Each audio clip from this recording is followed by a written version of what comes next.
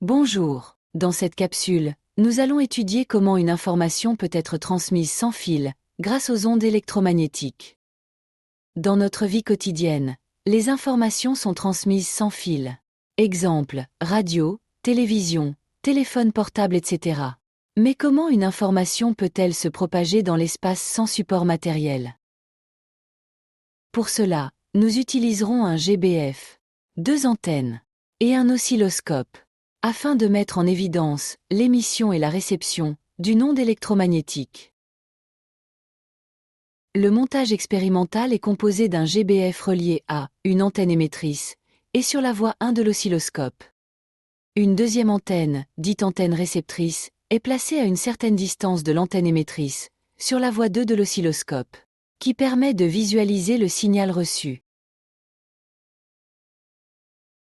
Émission des ondes électromagnétiques.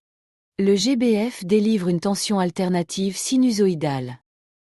Cette tension provoque la circulation d'un courant alternatif dans l'antenne émettrice. Les charges électriques oscillent alors dans l'antenne, ce qui crée un champ électrique variable. Ce champ électrique variable engendre à son tour un champ magnétique variable. L'association de ces deux champs variables donne naissance à une onde électromagnétique, qui se propage dans l'espace, même dans le vide. Propagation de l'onde. L'onde électromagnétique se propage à partir de l'antenne émettrice, dans toutes les directions. Sa vitesse de propagation dans le vide est égale à celle de la lumière. Elle transporte l'information fournie par le GBF sous forme de signal électrique. Réception des ondes électromagnétiques. Lorsque l'onde électromagnétique atteint l'antenne réceptrice, elle provoque l'oscillation des charges électriques dans cette antenne. Cette oscillation crée un courant électrique induit. Ce courant est alors envoyé vers l'oscilloscope. Sur l'écran de l'oscilloscope, on observe un signal sinusoïdal, de même fréquence que celui délivré par le GBF, mais d'amplitude plus faible. Observation à l'oscilloscope. L'oscilloscope permet de comparer le signal émis et le signal reçu. On constate que la fréquence reste la même. L'amplitude diminue avec la distance entre les deux antennes.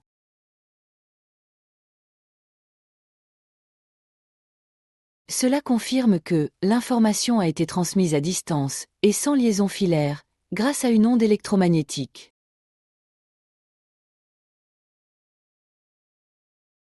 En revanche, pour une fréquence plus faible, la transmission ne se fait pas par rayonnement d'une onde électromagnétique, mais par couplage de champs électriques ou magnétiques. La réception du signal n'est alors possible que sur de courtes distances, ce qui montre l'importance de la fréquence dans l'efficacité de la transmission sans fil.